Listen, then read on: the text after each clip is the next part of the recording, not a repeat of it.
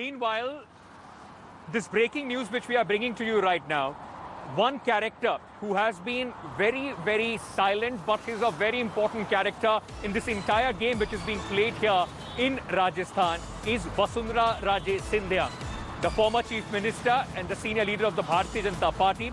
Now, finally, she broke her silence.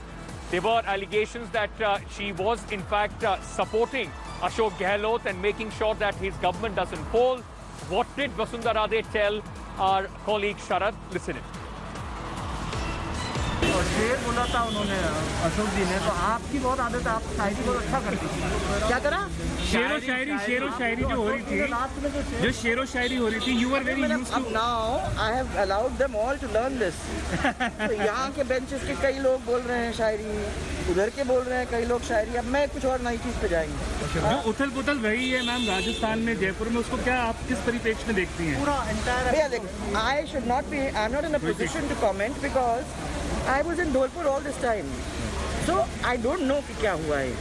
I was not involved in either the Uthal or the Puthal, so I cannot, as a rule, actually I cannot. Ma'am, why were you missing in action? Why were you missing in action? I was missing in action because I would Mantra Shravan. Some people do puja. कुछ लोग पूजा करते हैं. वसुंधरा जी, कुछ बातें ये भी कही जा रही थी कि भाजपा के अंदर भी रिफ्ट है थोड़ा सा, उसके बारे में क्या कहना चाहेंगे आप? तो ask them all यार, all the नेताज, कहाँ है रिफ्ट? कौन सी rift? Across to my colleague Sharad, who is joining us with more details on this. Sharad जी, एक महीने की उथल पुथल तो अभी खत्म हो गई.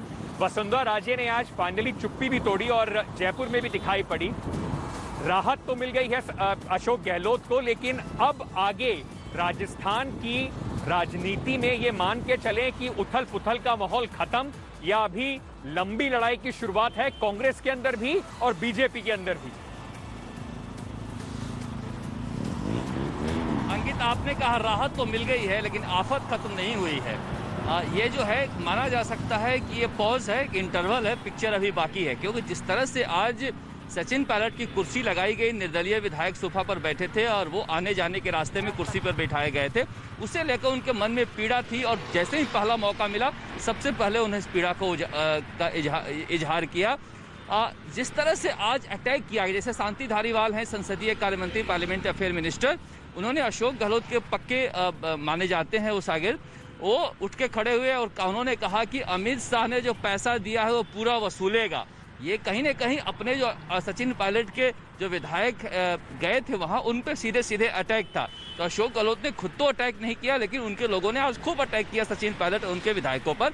ये जो टीस है, ये मुझे लगता है कि कहीं ये चोट घाव न बन जाए और घाव जो है वो नासूर न बन जाए, जो लाइलाज हो जाए. आला कमान ने एक ब्रिज बनाने की कोशिश की है, लेकिन वो ब्रिज कब तक रुकता है, जब जिस तरह की परिस्थितियाँ देखी गई आज विधानसभा में, लगता नहीं कि बहुत लंबा ये खींचेगा अगर कोई अस्थाई अरेंजमेंट नहीं होता है. एक और चीज़ अंकित मुझे आज देखने को मिला, आज अजीब वाकया था कि बीजेपी के नेता सचिन पायलट की तरफ से बोल रहे थे कि आप कहते हैं कि इतने यंग में एज में इनको मिल गया, आपको तो इससे कम यंग एज में मिल गया था. उसी तरह से अशोक गहलोत वसुंधरा राजे के बचाव में उतरे और कहे कि हमारे इनके बीच कोई बातचीत नहीं होती है, झूठा एलिगेशन लग रहा है कि हमारे साथ हैं ये, कई एक साल हो गए हमारी बातचीत किए हुए. तो ये सफाई भी दे रहे थे आपस में, लेकिन दोनों के घर में झगड़ा है और बीजेपी ने आज जो डिवीजन ऑफ वोट है वो नहीं मांगा, व्हिप जारी नहीं किया. इसके मतलब बीजेपी के अंदर भी सब कुछ नहीं है.